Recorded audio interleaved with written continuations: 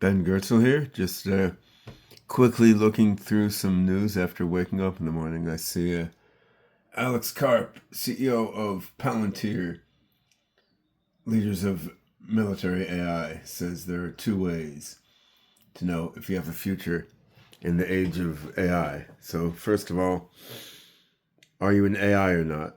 No, the two ways are if you're a human, to learn a trade or be neurodivergent. No,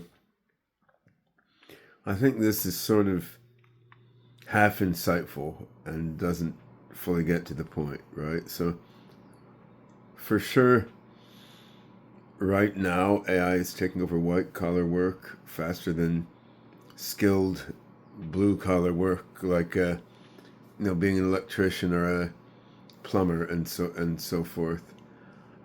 I don't really think that's going to last tremendously long. I mean, automating electrical, plumbing work, and other sorts of highly skilled physical work at this point is basically a software problem and a cost of manufacture problem. Like we can make robots doing those things well enough. So I mean, as soon as there's a breakthrough to full-on human level AGI, and perhaps even before that, as language vision action models advance, I mean, we're going to see these professions taken over as well. That's not to say like don't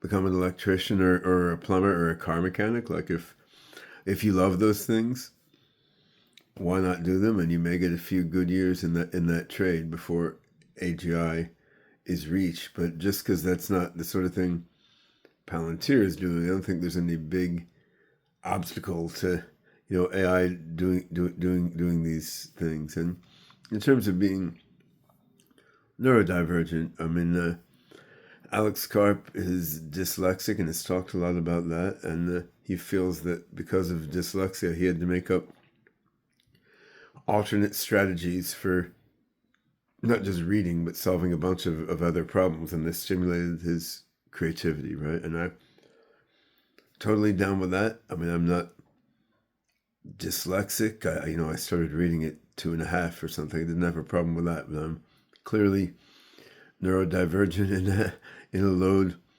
of other ways.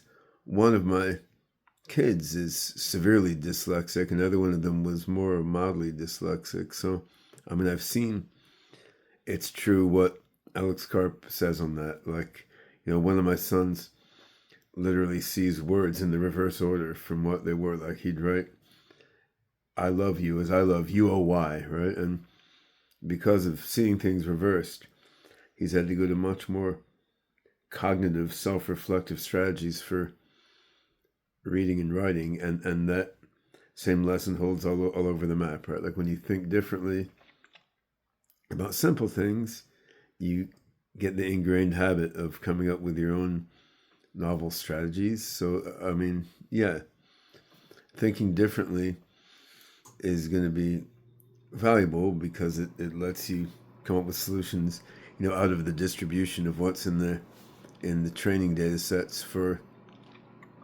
neural models, right? And I would say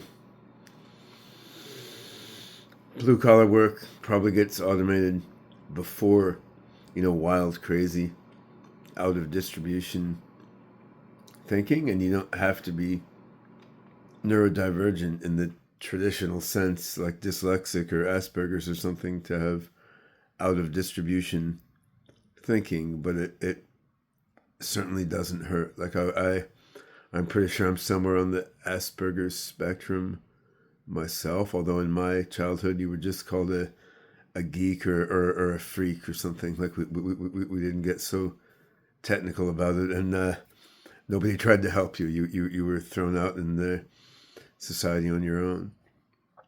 I think though the real lasting sort of skill and orientation that will keep humans, if not gainfully employed, because the money economy may go away or radically morph after we get AGI or ASI, but that will keep you with a significant role in human society after the transition to AGI and ASI. I mean, the the real superpower, it's honestly going to be relating to other humans. I mean, say a preschool teacher or a nurse. I mean, these jobs are about humans relating to humans, right? A spiritual leader, for that matter. I mean, I'm not a religious person at all, but if you want to shift yourself as a human into a certain sort of state of consciousness, like being around and vibing with other humans, you have shifted to that state of consciousness. I mean, that has a meaning in a human-to-human way, right? Just as if you have a little kid and you're sending them to preschool, I mean, the preschool teacher being a human, it's not just a teacher knows learning strategies and can keep your kids safe. It's your teacher as a human is guiding your kid in how to grow into being a good human, right? So, I mean, these things that are based on human-to-human connection, I-thou connection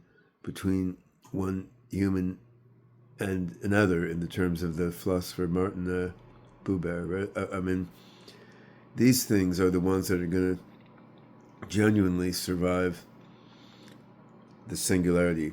I mean, the robots are going to be plumbers, robots are going to be electricians very shortly after human level AGI is achieved, maybe before. Wild, out of the box thinking. We're going to keep doing it because we love it, but super intelligences are going to do it even better, because I mean, humans are still in some way guided by the box of our brains, right? No matter how innovative we are and what cosmic inspirations we pull in.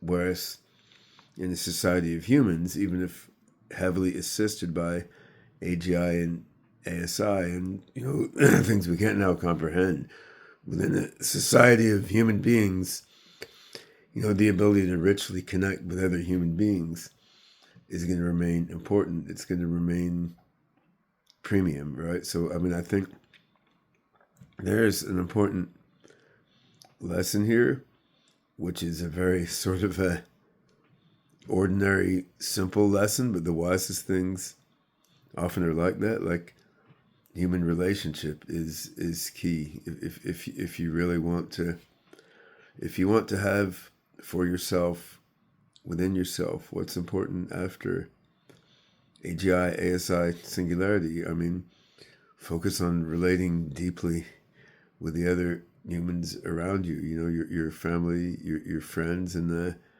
if you're introverted like me, put in a little effort to expand your circle of friends, connect closely with people you might not otherwise spend time with. I mean, this it's certainly not the only thing we need to get to a positive singularity. We need that. We need positive human relation. We also need the right technical architecture and to roll it out in the right way. But in terms of us as humans flourishing past the singularity, just as E. Cummings, the poet, said, only connect, right? As a human, connect with other humans, and that's going to be the key to flourishing to the singularity and beyond.